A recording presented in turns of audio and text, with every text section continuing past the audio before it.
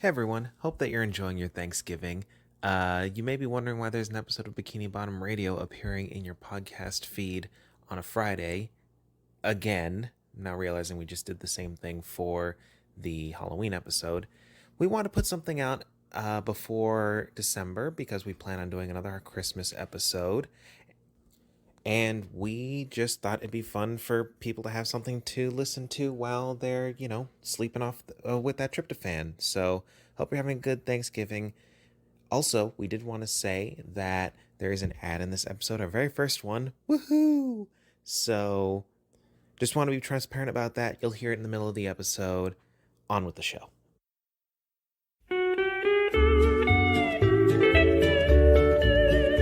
Welcome to Bikini Bottom Radio.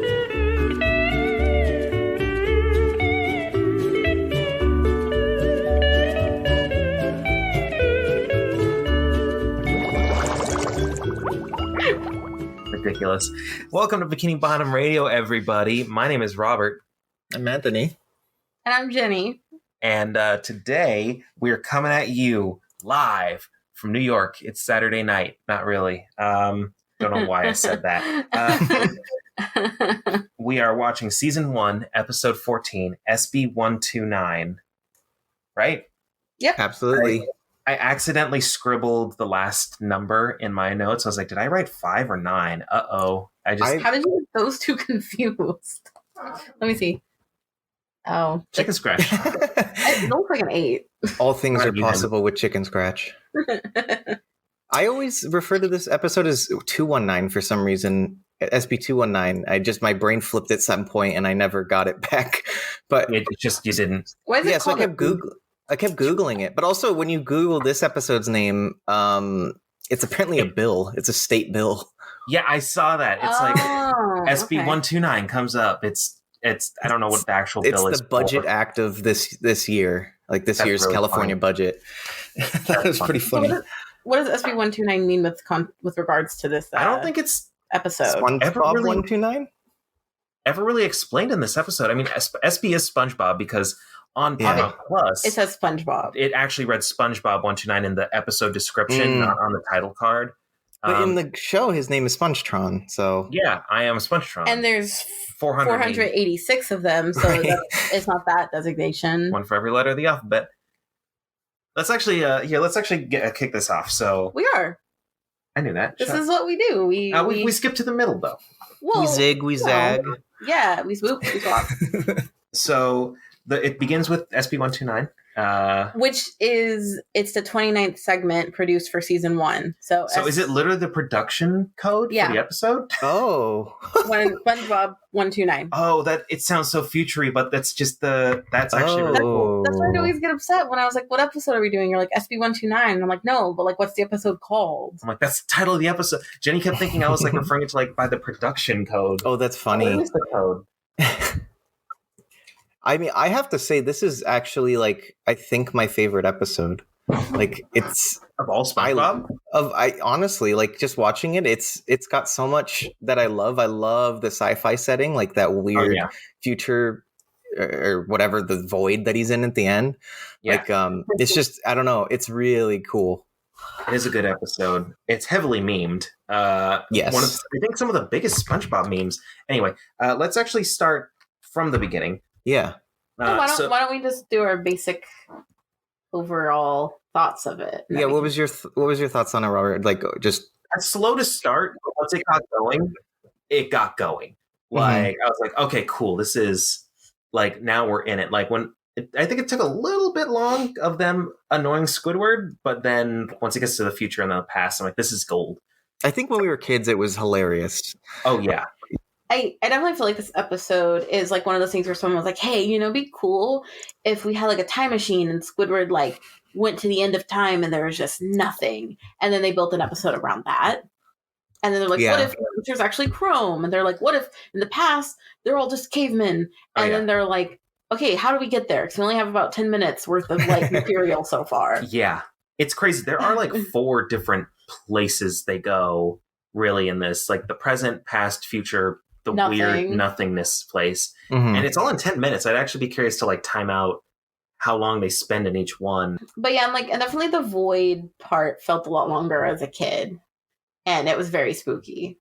Oh yeah, scared me for sure. Let's take it from the top. So it starts with the title card that is floating. The first thing I saw it's an animated title card. It wasn't just. But it looked like it was on string or something. Yeah, it looked like Star Trek. Yeah, it looked like a really campy old school sci-fi where they use like paper plates as the UFO, you know. Oh yeah, it's great. I think they're in Star Trek canon. I might be making this up, or some other sci-fi show.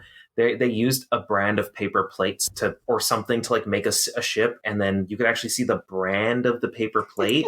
So in universe, that's like canon, like the ship manufacturer or something like that. Like Papermate Steel or something crazy. I don't think that's Star Trek, but I know this is a fact I've heard somewhere. That's hilarious. I just love that. That's like screw it. It's the manufacturer. Yeah. Let's see. It starts off with a French voice. This is an episode that actually has the French voice, like starting it. I have earplugs in my notes. Did someone put in earplugs at some point? Yeah. So the guy is like, "Oh, Squidward's about to practice his clarinet, so get your earplugs ready." So mean, so rude, and so mean. And then he's getting ready to serenade the entire. Which really, Squidward, come on, like.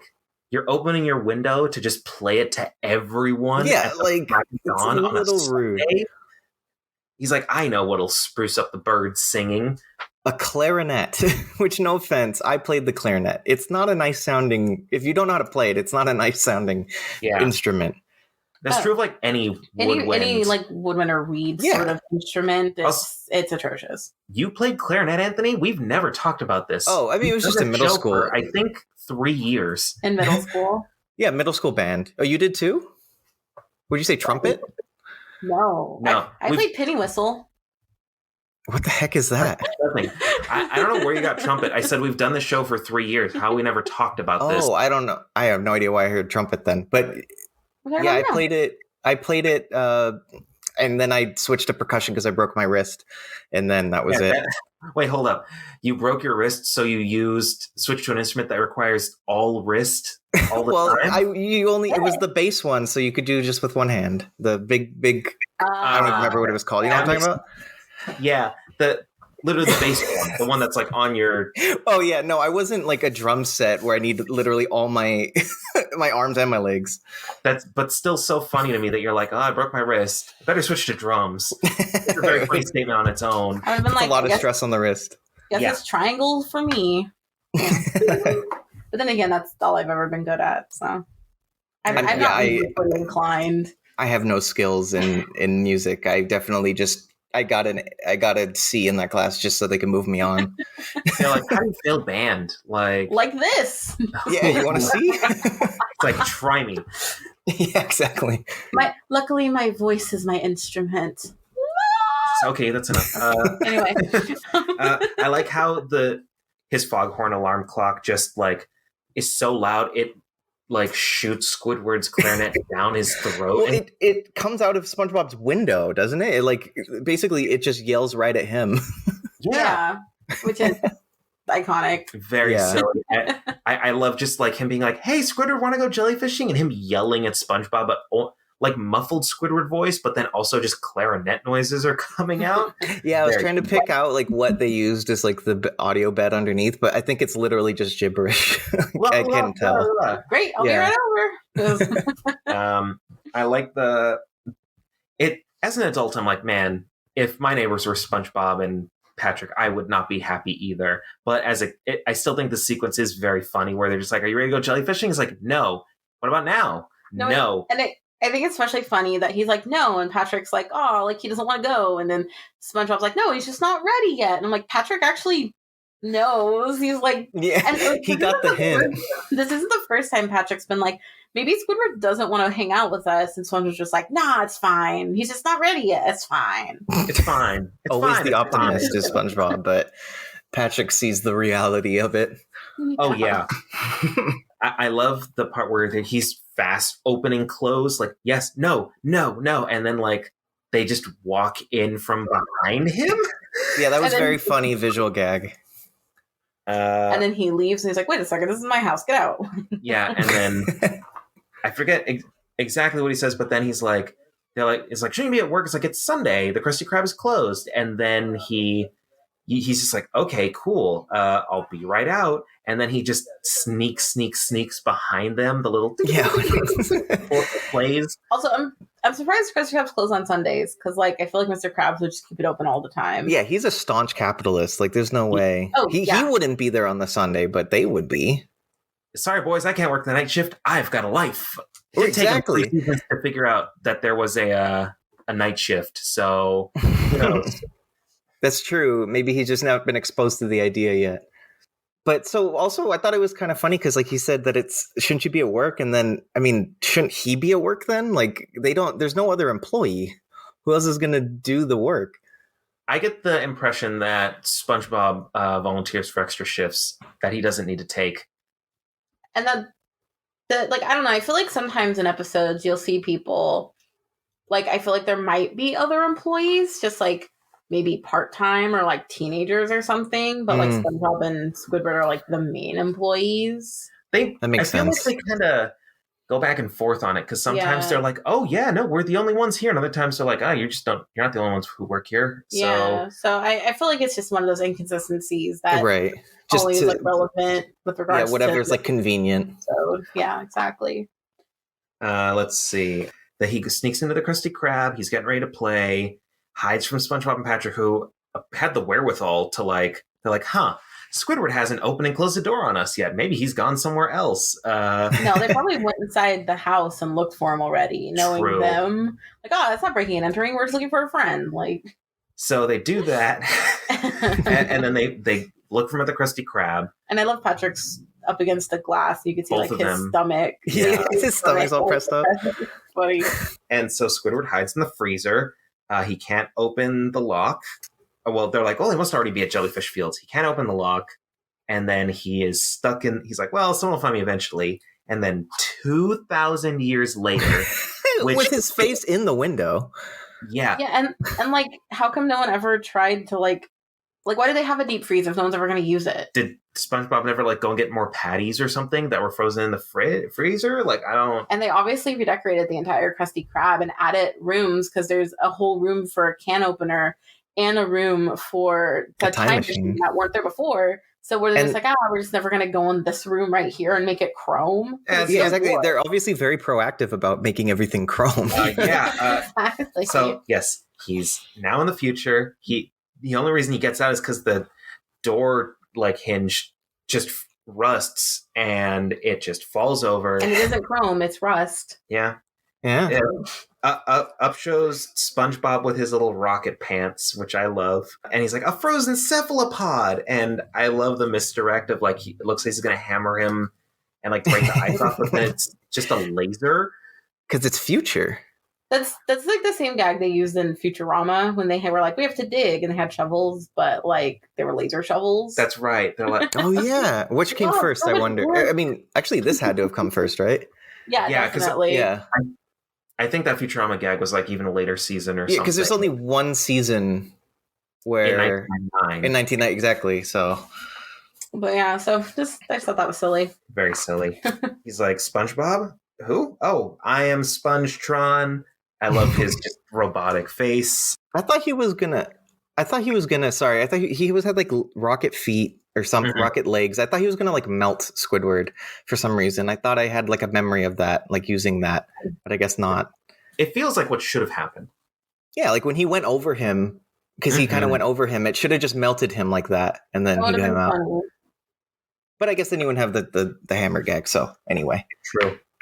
So then he's like, you're in the future. It's like, what are you talking about? Squidward freaks out. It's like, why is everything chrome? Everything's chrome in the future. And then, of course, we see I just call them the Chrome Police. Like, I don't really know what else it is no, that's the only thing they are. The Beautification Squad. Of course. Is that from something? That weird gambling anime. So weird. That's a meme, though. I've seen it where it's like, it's impossible. And then, like, something sprouts up and then it gets covered with, like, a different thing. Yeah, it's a good template for sure.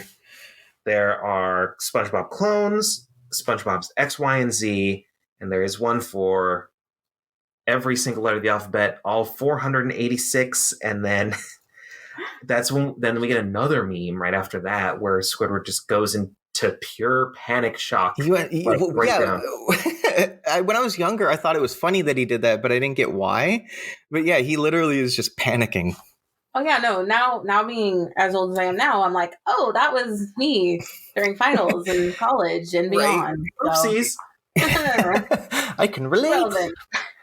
Here's a bit of trivia. I don't know if you guys wrote this down. Do you guys remember the date on the calendar behind them?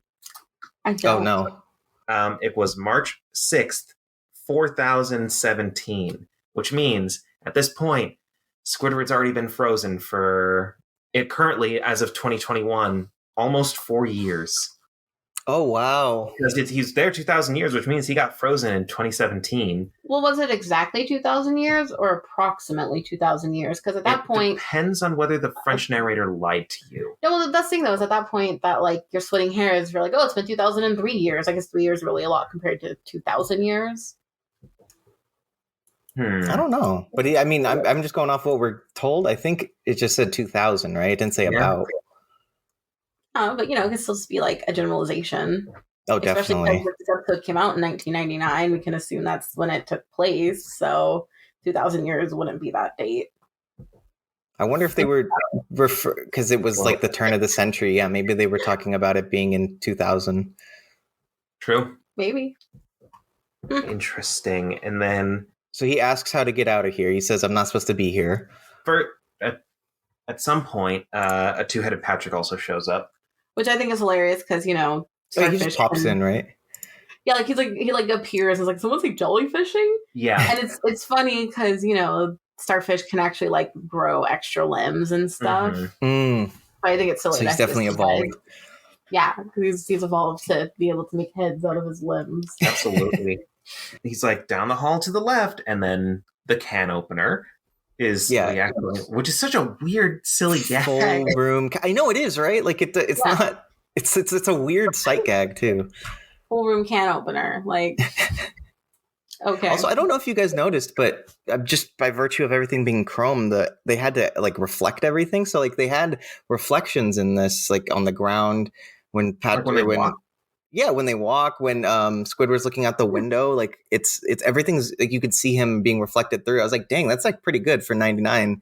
They had to do that manually. I fully missed that. Yeah, it's pretty cool. And I'm sure when the writers made that, the animators were like, "Oh, are you serious? Why? Well, why would you do this to me?"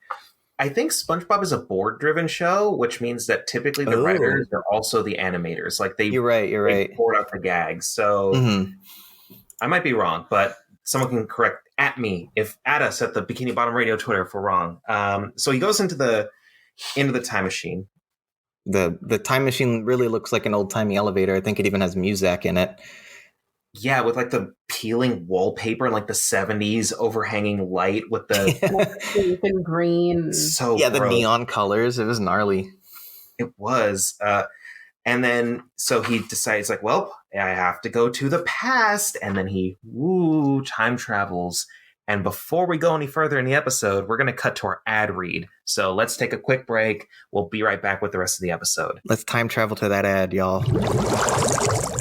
Support for Bikini Bottom Radio is brought to you by Manscaped. Manscaped offers precision-engineered tools for your family jewels. Look, here's the thing. We've talked about the future a lot on this episode of the podcast, but one place I've actually experienced the future is when I've been using Manscaped products. Stuff like the Weed Whacker, which helps trim your nose hair so you don't have weird hairs just growing out of your nostrils for all the world to see. Or the Lawnmower 4.0, which helps reduce nicks, ingrown hairs, and grooming accidents, which I guarantee nobody wants. Whether you're a futuristic clone, a caveman, or some box floating through the ether, you know someone who could use Manscaped. Join over 4 million men worldwide who trust Manscaped with this exclusive offer for you. That's right. You can get 20% off and free shipping with the code BBR at manscaped.com. That's 20% off and free shipping just in time for the holidays. Use code BBR. That is BBR. Unlock your confidence with the new Lawnmower 4.0 from Manscaped. And we're back. Oh, the time machine. It took us out of the ad, and now we're in... What was... Are you okay? We're in the past. Oh, right. Oh, I totally stumbled over your bit. The bit that I set up. Oh, boy. Can you tell that he's only been interacting with babies? Yep. Yeah, he keeps like squeezing my cheeks like he squeezes the baby's cheeks. Like he'll be like, "Oh, you're cute." Oh, no, wait, but you're also cute. both of us, if we hear a noise in the other room or something, if it's really loud, we'll just both instinctively go shh. Like he keeps trying to shift with alarm clocks. That's a new one, yeah. And every time we hold hands, I always give him one finger to hold because I'm used to. I'm like, I've got a whole hand for you to hold. That's hilarious. Very my silly. whole hand in your hand. All right. Well, yeah. So back to the episode. We're back in time. Woo! This time we do the bit correctly. Whoa. And there were a bunch of like little trilobites and like prehistoric I think it's Cambrian And the Ammonites. Yes. So the cute. Cambrian explosion when all the life on Earth actually started. Mm-hmm. So you're just seeing all this weird like prehistoric stuff. And then Caveman SpongeBob appears. SpongeGar, which is, we get there, but this is the origin of like, I remember when SpongeBob memes were getting big, there was like a little lull, and then the SpongeGar meme, I just remember being like, there have been no new SpongeBob memes for a while. Like, and then SpongeGar happened, and then it just started again. I don't know why. That's just the thing that I remember. I feel like somebody discovered this episode and made all of the, because like there's so many in this that like it kind of exploded it on its own. Just this episode. Oh yeah. All right. Let's see. We see Caveman SpongeBob. Everyone, just in case you hear a little bit of shushing noises, our baby's awake, so we're rocking him. He's fine, but you know we have to keep him calm. Yeah. So sorry for noises. True. We see Caveman SpongeBob, Squidward, slow turning to when he feels the breath on him, and it's just Caveman Patrick, and that weird shot so up close of his teeth with like the black gunk coming out. I hate it. Yeah, he had like tar coming out of his gums. Not a fan. And then they get freaked out by the jellyfish. Squidward just walks away, and then they're just passing the jellyfish back and forth. And like getting shocked and be like, oh. Yeah, like I get they're primitive, but like they know not to hurt themselves. I mean, they're SpongeBob and Patrick. They're idiots. It's true. Yeah, it's true. Especially like starfish and sponges aren't really, they don't know for their brains. True. And then when he's like, "What are you two doing? That's not what you do." We actually get the SpongeGar like meme. Like that's when he's explaining. And then I just love when like, "Give me your loincloths," and they just peel it like a sticky note. That always stuck with me. That was really funny. They balance it on their lips like. And the noises that SpongeBob make are really funny. Like they're like these like squeaks. Yeah, it's funny because I was thinking like, oh, they're really cute in this scene because our son James also just makes like the same noises. Oh, he just made one right now. I don't know if you can all hear that. Probably not. Oh, I thought it was funny because you could tell that it was just like Tom Kenny trying to sound like SpongeBob making these noises. So yeah, it's true. You can tell it was him, but you can also tell he's trying to sound like SpongeBob, but like how SpongeBob would sound in the past. It was just really silly to me, at least. So this scene freaked me out as a kid. All of like the past SpongeBob scenes in this always really made me they freaked me out because SpongeGar and Patgar, I guess. Patar. Probably. Patar. That's why he has tar in his teeth. Oh, maybe. But like they always freaked me out so much as a kid. Just the long, creepy teeth. And then at the very end when they get really mad and they start running at Squidward. Very scary. Imagine you look behind you and it's that image. You skipped the whole part though about Squidward teaching him jellyfishing. That's true. Which I think that was really funny because it's like the episode starts with jellyfishing and then he's like, here, jellyfish. Like, this is how you jellyfish. He like made it from their Post-it notes and like showed him how to do it. And then Back to the Future, they're just like, yeah, it does come full circle. It is pretty. I mean, obviously now when I'm an adult and I'd already seen it, call it. But that's a really cool little like bringing it all together, bringing three different stories all together. Yeah, it's true. It kind of, that's the thing that like ties this to being a not connected story of just like three separate things. It's like, oh, it's just like, oops, Squidward invents jellyfishing. That's the through line. I like when he jumps back in the time machine and he's freaking out and he's like up, down, and then when he breaks it, when it's flying through like whatever space time of just random words and like numbers. One of the things you see is just asparagus. Yeah. I don't know why. And also one of the last words is just, huh? Oh, yeah, there was a huh. It was like behind us something else. But you also missed, Robert. You missed when he was doing that. It did the little casino or the little slot machine. Lemon bar. Loser. You lose. Yeah. And then he like, blips out of time, space, or whatever. He ends up in the weird white plane of like little white plane of squares. Also something that Futurama did, right? Didn't they like go too far into the future and it was nothing? And it loops by accident. It just is always happening all over again. So yeah, and then I noted that I think they were playing the Friday the 13th noise like from the soundtrack. Yeah, like that. Oh, really?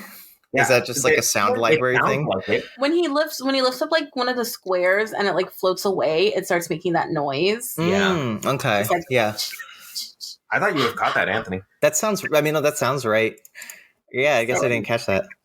And then he's like, I can finally be alone.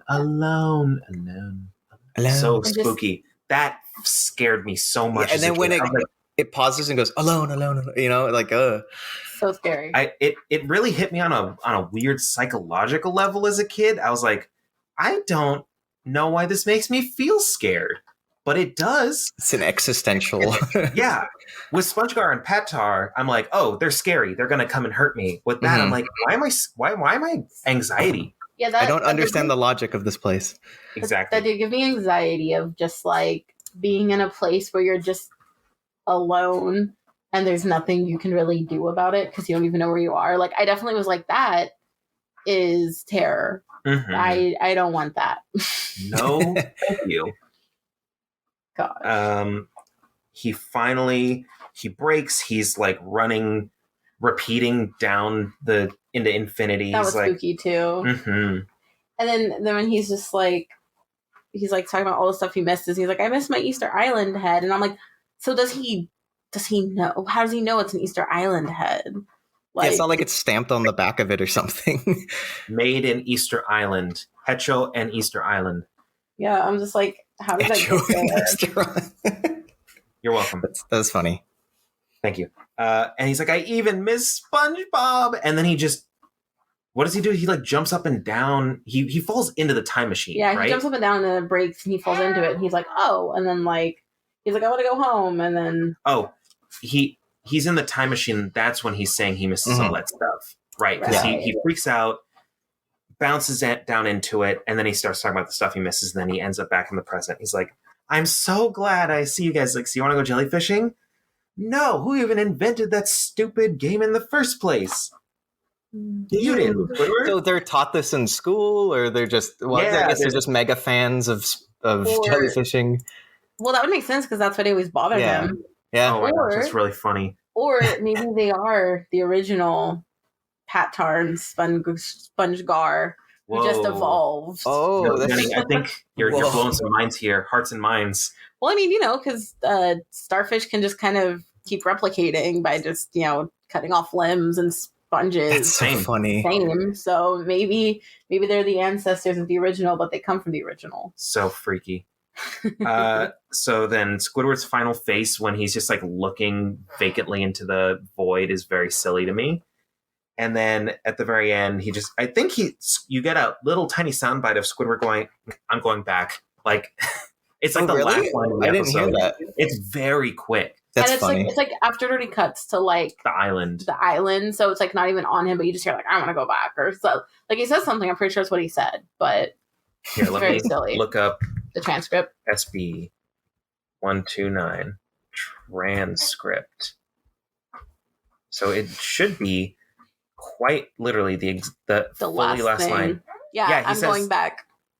You are Squidward. They laugh as the scene cuts to the little island on the surface. I'm going back. Oh, That's well. so funny. Very. And that's the end of the episode. We did it. Yay. And only one little baby getting mad a little bit. Yeah, did you hear him? Did you hear him scream a little bit? Mm-mm. Okay. Well, that's why Jenny's just shushing. She's not just doing that for the heck of it. All right, let's... You'll never know. Yeah. Let's cut to most useless trivia. Oh, yeah. There's There's a lot of art in this one. There is a lot of art.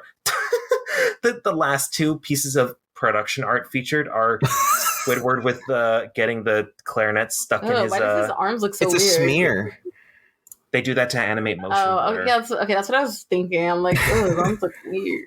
Let's see. It's a schmear, very Jewish. That's when you put lox and cream cheese on your bagel. Yeah, schmear, cream cheese, and some lox and some capers. That's how you do it. Ooh, this is a great. Well, no, this is a great piece of trivia. This episode was originally titled SpongeBob 3000 or How I Learned to Stop Worrying and Love the Sponge. I did not realize that the strange. Yeah, what? This is the first episode where a time card is read out. The 2,000 years later. Oh, yeah. I was about to ask. I was like, I think this is the first. I feel like this is the first time we've jumped forward a bit, right, for like our specials. Right. So it's definitely happened then. But yeah, in the first season, it's really cool. Let's see. Here, let's all. I've got my piece of useless trivia. Whenever you guys are ready. I don't yet. I don't either. Okay, where? Guys, we only just talked about unrelated things for like 10 minutes. How can you not have your useless trivia? Future. Oh, okay. I got mine.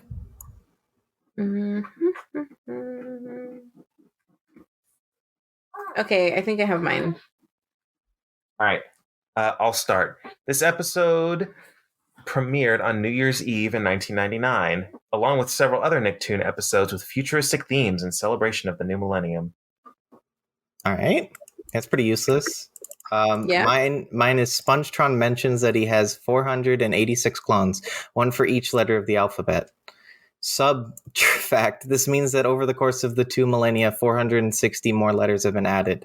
Yeah, that was implied. Okay, mine is. But it's interesting that it's assumed that the last 3 letters are still the same. XYZ. True.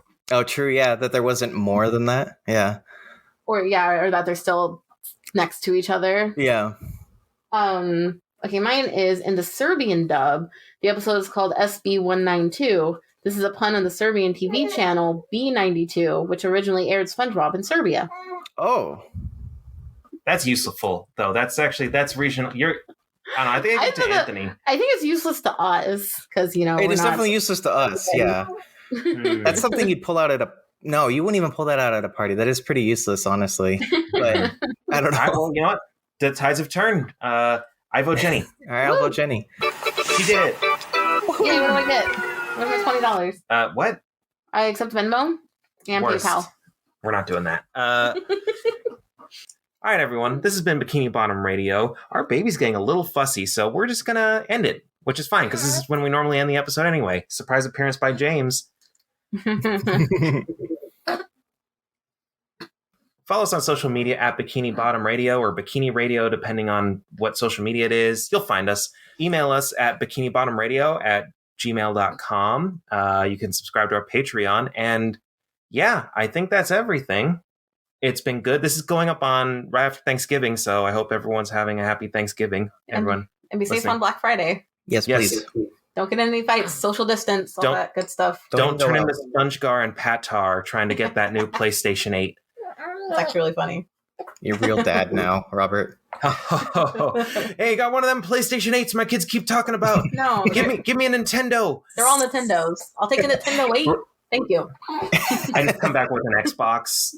No, I come back with like a Sega Saturn. I bought you this. And like an Mario, SNES controller. Exactly. All right, everyone. I need to go keep being a dad. And Jay needs to be a mom. And no, I need to cook for Thanksgiving. It's time to eat. It's true. All right, everyone. Bye. Happy Thanksgiving. Y'all. Good episode. Later. Bye. And stop. Yep, perfect place to end.